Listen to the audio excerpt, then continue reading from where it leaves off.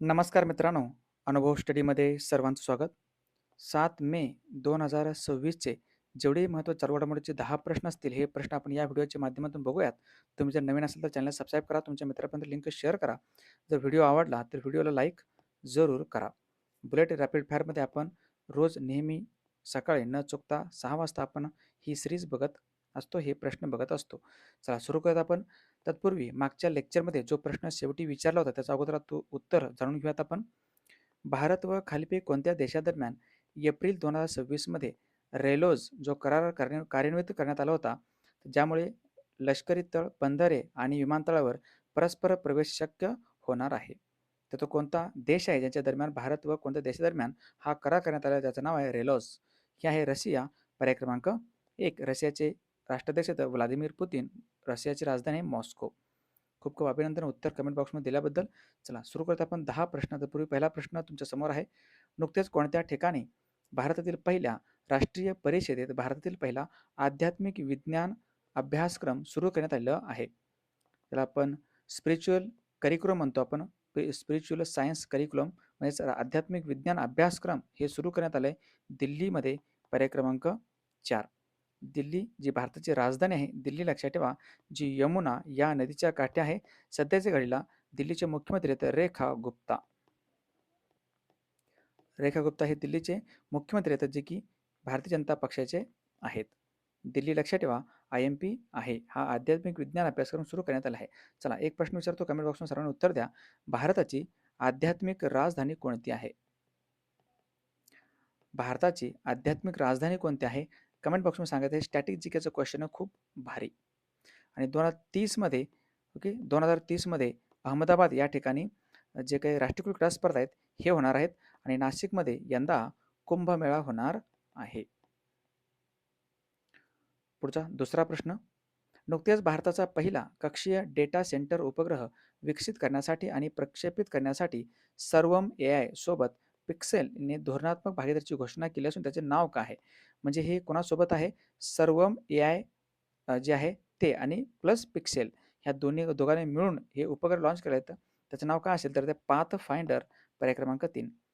Path finder हे उपक्रम खूप खूप महत्त्वाचं लक्षात ठेवायचं आहे. हे भारताचं पहिलं कक्षीय डेटा सेंटर उपग्रह आहे. पिक्सेलने भारताचा पहिला कक्षीय डेटा सेंटर उपग्रह विकसित करण्यासाठी प्रक्षेपित सर्वम AI सोबत त्यांनी करार केलेला आहे. लक्षात ठेवा, जे अंतराळ आधारित संगणकीय पायाभूत सुविधांचं एक दिशेने एक मोठं पाऊल आहे. बेंगळुरू या ठिकाणी इंडियन स्पेस रिसर्च ऑर्गनायझेशन इस्रोचं हेडक्वार्टर देखील आहे. म्हणून बेंगळुरूला आपण स्पेस सिटी असंही म्हणतो आपण. भारताचे अवकाश शहर, सायन्स शहर असंही म्हणतो बेंगळुरू, जे वर्षभावती या नदीच्या काठी आहे. तिसरा प्रश्न. नुकत्याच माद्रिद ओपन 2026चा किताब जिंकून सलग 5 मास्टर्स 1000 विजेतेपद पटकावणारा पहिला पुरुष खेळाडू कोण ठरलेला आहे? महत्त्वाचे व्यक्तिमत्व ज्यांनी या वर्षीची ऑस्ट्रेलियन ओपन क्रीडा स्पर्धा देखील जिंकली आहे. लक्षात ठेवा, त्याचं नाव आहे जानिक सिन्नर. जानिक सिन्नर. पर्याय क्रमांक 3. ओके, जानिक सिन्नर आहे. लक्षात ठेवा IMP. आणि जो इटलीचा खेळाडू आहे, जानिक सिन्नर हे इटलीचे खेळाडू आहे ज्यांनी स्पर्धा जिंकलेलं आहे. मग ही जी स्पर्धा आहे या ठिकाणी बघा, हा यंदाचं ना या वर्षीचं ऑस्ट्रेलियन ओपन जो क्रीडा स्पर्धा पार पडली, ऑस्ट्रेलियन ओपन या वर्षीचं 2026चं जिंकलं आहे कुणी? तर ते येतं कार्लोस अल्कराज. कार्लोस अल्कराज यांनी जिंकलं आहे 2026चं ऑस्ट्रेलियन ओपन. मात्र गेल्या वर्षी म्हणतो मी 2025चं ऑस्ट्रेलियन ओपन पुरुष एकेरी जिंकला होता जानिक सिन्नर. आणि महिलांमध्ये ही स्पर्धा कोणी जिंकली असेल? महिला एकेरीमध्ये ही स्पर्धा जिंकली मार्टा कोत्सुक यांनी. मार्टा कोत्सुक. आणि या वर्षी जो काही मियामी ओपन आहे ना, मियामी ओपन, आता हे माद्रिद ओपन होतं. मियामी ओपन 2026चं विजेतेपद कोणी जिंकलं असेल तर ते येतं जानिक सिन्नरच आहेत. जानिक सिन्नर. पुढचा प्रश्न. नुकतेच प्रसार भारतीच्या अध्यक्षपदी कोणाची नियुक्ती करण्यात आलेली आहे? प्रसार भारती खूप महत्त्वाची संस्था आहे ब्रॉडकास्टिंगची भारताची, आणि याच्या अध्यक्षपदी नियुक्त झालेले आहेत प्रसून जोशी यांची. पर्याय क्रमांक 4. प्रसून जोशी हे एक प्रसिद्ध गीतकार आहेत. गीतकार आहेत. महत्त्वाचं, प्रसून जोशी गायक देखील आहेत. गायक देखील आहेत. इथे बघून घ्या. हे आहेत प्रसून जोशी IMP व्यक्तिमत्व. प्रसार भारती लक्षात ठेवा. आणि मग सगळे नियुक्ती आहे त्यांच्यावरती एकदा नजर टाकूया जेणेकरून रिव्हिजन आपलं होऊन जाईल खूप छान पद्धतीनं. नुकतंच BWF ॲथलीट्स कमिशनच्या अध्यक्षपदी नियुक्त झाले PV सिंधू यांचं. ॲपल कंपनीचे नवीन CEO बनले तर जॉन टर्नर्स. बांगलादेशमध्ये भारताचे उच्चायुक्त आहेत दिनेश त्रिवेदी. 15 एप्रिल 2026 पासून फिक्कीचे नवीन महासचिव बनले तर त्यांचं नाव आहे अनंत स्वरूप. सलग तिसऱ्यांदा राज्यसभेच्या उपसभापतीपदी निवड होणारे व्यक्ती आहेत हरिवंश नारायण सिंह. अणुऊर्जा आयोगाचे अध्यक्ष बनलेत आणि अणुऊर्जा विभागाचे सचिव बनले आहेत आणि अजित कुमार मोहंती. बिहारचे नवीन मुख्यमंत्री आहेत सम्राट चौधरी. युनोच्या आर्थिक सामाजिक आणि सांस्कृतिक हक्क समितीचे अध्यक्षपदी बनले आहेत प्रीती सरन. अरब लीगचे पुढील नवीन महासचिव आहेत नबील फहमी. मुंबई मराठी ग्रंथ संग्रहाचे अध्यक्ष बनलेत शरद पवार. महाराष्ट्र राज्याच्या खो खो असोसिएशनच्या खो खो महासंघाच्या अध्यक्षपदी आहेत सुनेत्रा पवार.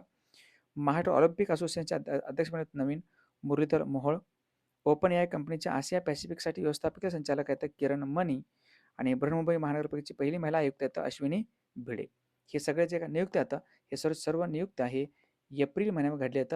लक्षात ठेवा लेटेस्ट आहेत या सर्व रिव्हिजन करत चला. रिव्हिजन जेवढं जास्त असेल तेवढं जास्त तुमचा फायदा होणार आहे पेपरच्या वेळेस. चला पुढचा 5वा प्रश्न. महाराष्ट्रात 300 कोटी वृक्ष लागवडी करण्याकरिता कोणत्या आयोगाची स्थापना करण्यात? खूप महत्त्वाचं क्वेश्चन आहे. महाराष्ट्रात संबंधित प्रादेशिक घडामोडी आहे ही. 300 कोटी वृक्ष लागवडी करण्याकरिता कोणत्या आयोगाची स्थापना करण्यात असेल? हे आहे हरित महाराष्ट्र आयोग पर्याय क्रमांक 1. हरित महाराष्ट्र आयोग लक्षात ठेवा. Green Maharashtra commission. 300 कोटी वृक्ष आता लावणार आहेत. ओके. आणि महाराष्ट्र जो काय आपलं एक वन विभाग आहे महाराष्ट्र वन विभाग म्हणतो आपण. याचं ब्रीद वाक्य आहे वृक्षवल्ली आम्हा सोयरी वनचरे जे संत तुकाराम महाराजांचं वचन आहे. याचं हेडक्वार्टर कुठं असेल? हे आहे नागपूरला. महाराष्ट्र वन विभागाचे मुख्यालय नागपूर लक्षात ठेवा. जे 2-3 निर्णय घेतले आहेत मंत्रिमंडळाच्या ह्याच्यामध्ये बैठकीमध्ये.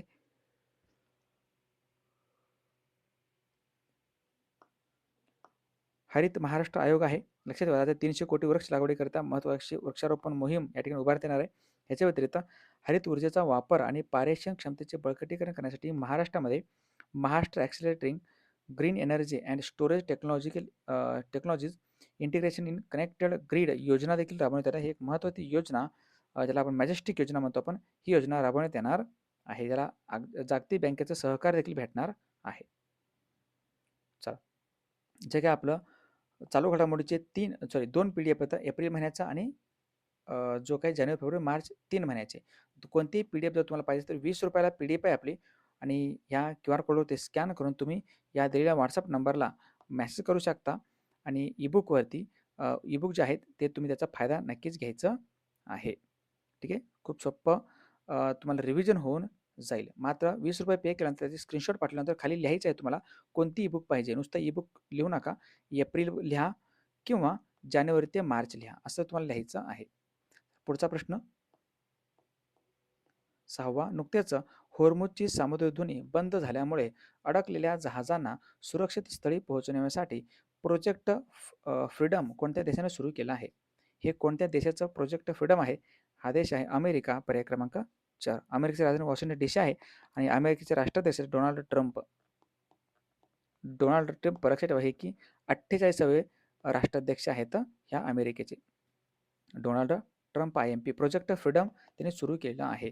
होर्मुझची सामुद्रधुनी कुठं आहे? हे आहे इराण आणि इराणच्या आखात आणि ओमानच्या आखात. इराणच्या आखात आणि ओमानचे आखात यांच्या दरम्यान इराणच्या आखाताला पर्शियनचा आखात असे म्हणूयात आपण. पर्शियन आखात आणि ओमानच्या आखात यांच्या दरम्यान आहे होर्मुझची सामुद्रधुनी IMP याच्यावरती कंट्रोल आहे इराणचं. आणि ह्याच्यामध्ये जे काय अडकलेले जहाजं होते भारतीय जहाज. मग भारतात पण एक ऑपरेशन राबवलं आहे त्याचं नाव आहे ऑपरेशन स्वदेश. ऑपरेशन स्वदेश आहे आणि इराणमध्ये हा ऑपरेशन राबवलं होतं भारताने. आणि अडकलेले जे काही जहाज आहेत ना या ठिकाणी अडकलेले जहाज यांचा वापस आणण्यासाठी ऑपरेशन ऊर्जा सुरक्षा हे ऑपरेशन भारताने राबवलेलं होतं. ऑपरेशन ऊर्जा सुरक्षा भारताचा आहे होर्मुझच्या सामुद्रधुनीमध्ये अडकलेल्या जहाजांना वापस आणण्यासाठी. आणि इराणमध्ये राबवलं होतं ऑपरेशन स्वदेश.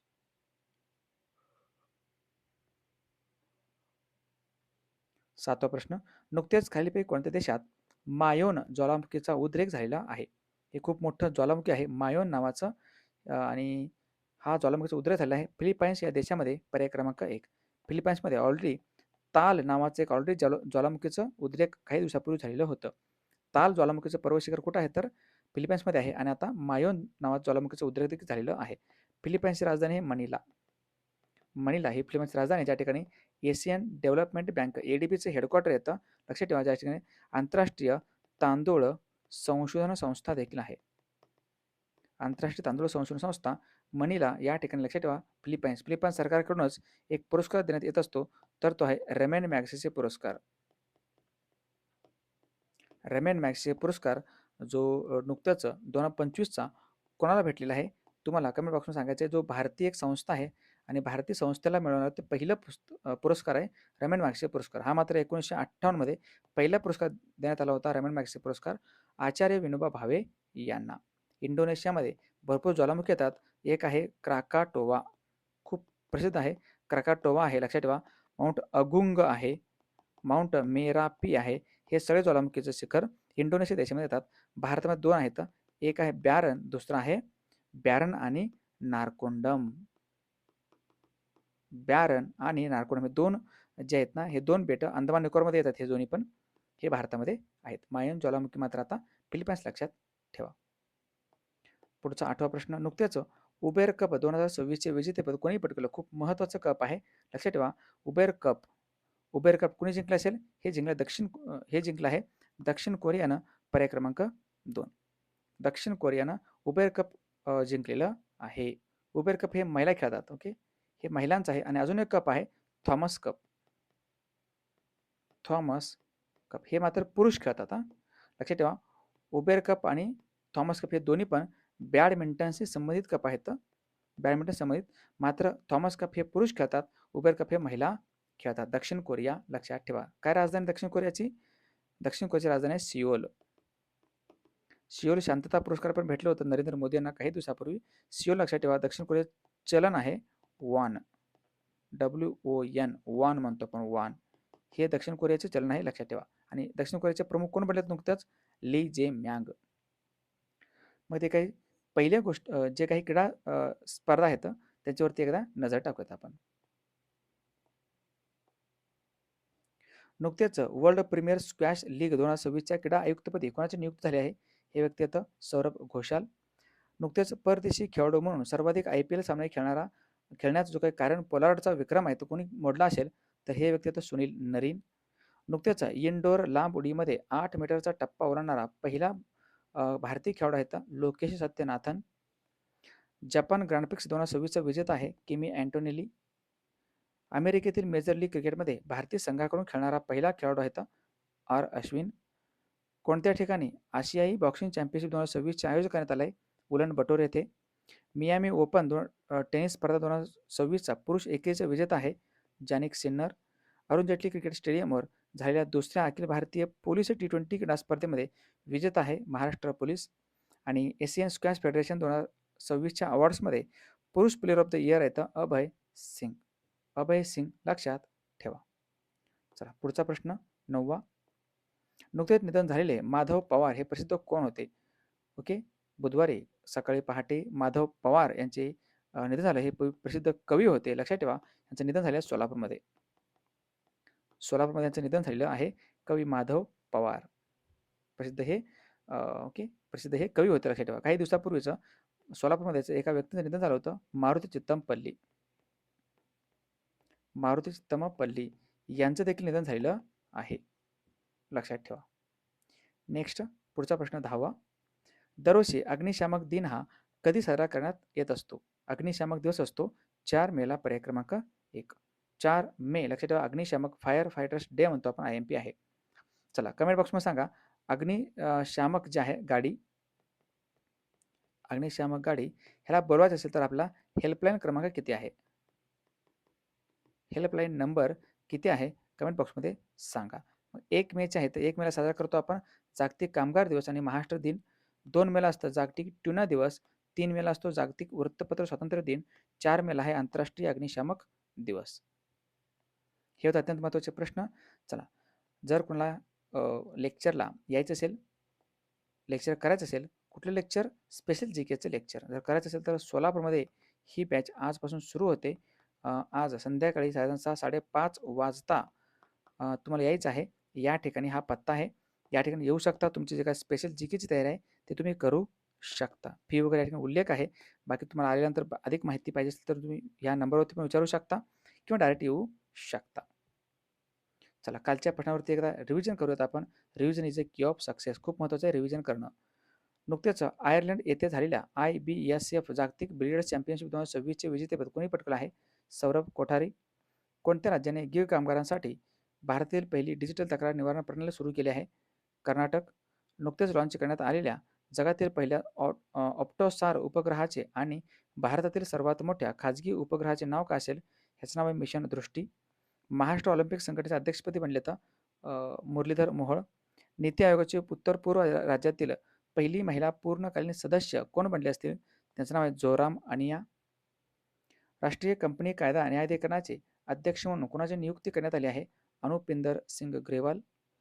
नुकतेच दिल्लीद्वारे सुरू करण्यात आलेल्या कॅच द रेन 2026 या अभियानाचे शुभंकर काय आहे? नीरा. भारतीय लष्कराने लडाखमध्ये मोतीबिंदूची शस्त्रक्रिया करण्यासाठी कोणते ऑपरेशन लॉन्च केले आहे? हे ऑपरेशन नेत्र 1.0.